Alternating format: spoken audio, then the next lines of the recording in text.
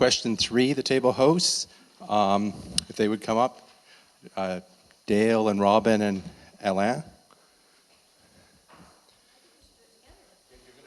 All the egg problems and pasteurized milk and whatever, we've got to really change some laws to make them work with our own economy and our own scale. That we wanted our politicians more accountable and address that thing about controlling the watersheds and what happens to our water supply. We have to emphasize personal responsibility for what's going on the coast, that we are all responsible for our food, and making excuses like, I don't like gardening, is like, well, better rethink that little thing or support your local farmer.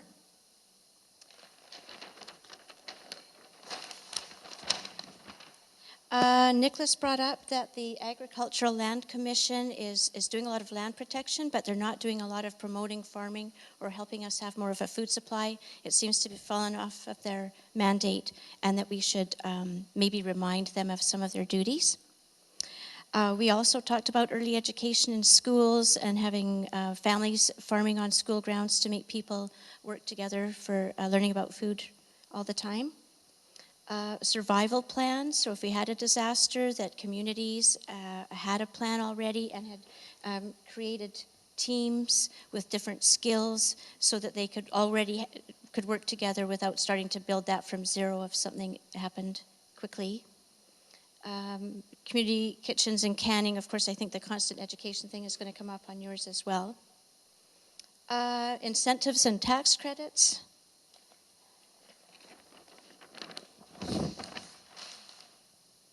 And again, coordinating skills. We need some kind of skill mapping so that everybody knows who's best at what and how can we find each other easily and do all this before the problems come up.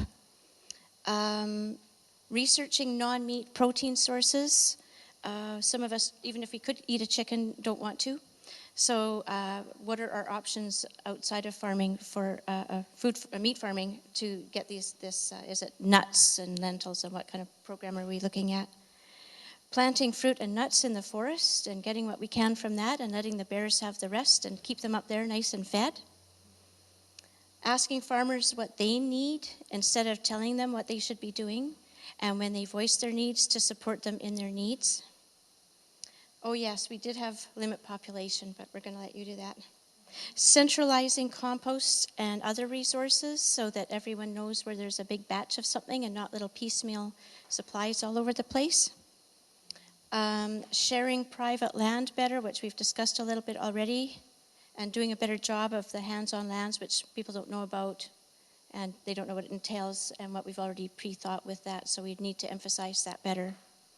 And shifting our perception of food. And then we start overlapping with you.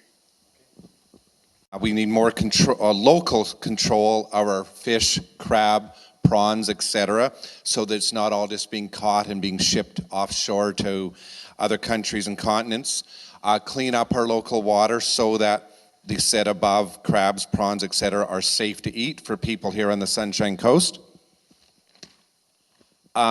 Establish a Sunshine Coast Community Agricultural Board along sort of the similar guidelines to the community forest, only not just a seashell one, to make it a Sunshine Coast-wide Community Agricultural Board.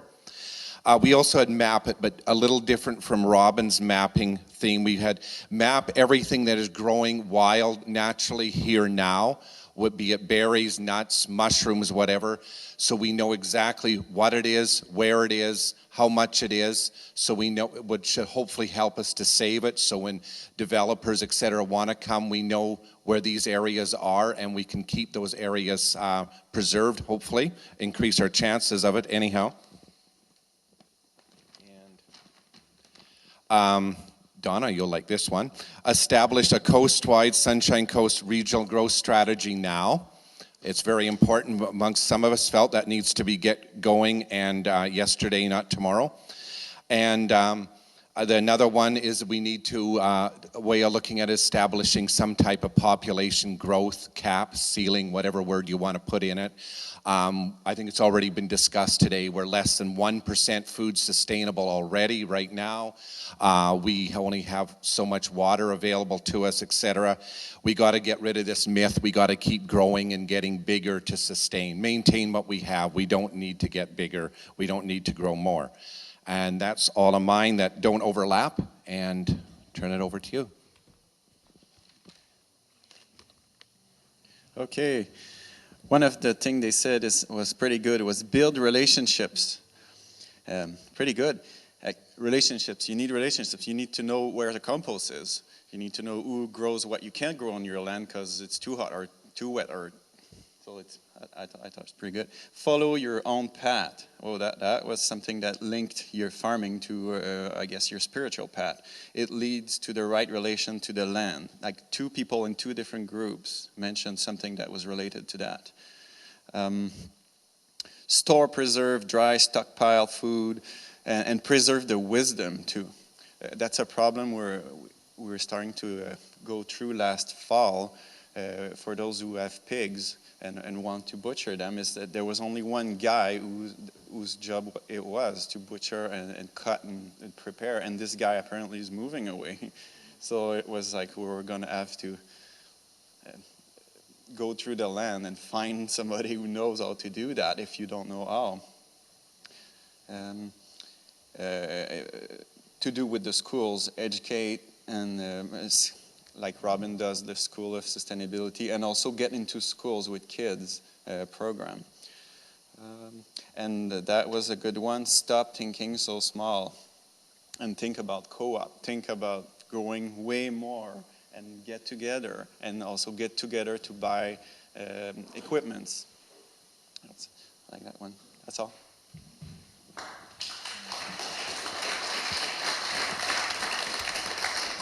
I'll just turn the closing over to Director Donna Sugar.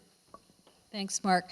I hope the report goes to the municipalities as well, since they were joint partners on this project. Thank you all for coming. It's been a really very exciting and inspiring day, and I'm glad so many people stayed to the very end because you really got the meat. And all that's left is to thank the people who put this together. So two of our staff are Mark McMullen, the planner, who's just spoken, and Diane Corbett, who's been recording.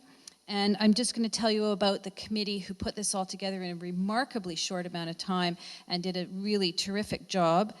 Dale Peterson, John Bell, Natty Fleshett, Robin Wheeler, Dave Ryan, Gabriel Forbes, and Leanne Johnson. So thank you so much to them, and thank you to our chef, who really was inspiring with how to have a wonderful meal of all locally grown stuff. You don't need avocados and pineapples to have a great lunch. Thank you.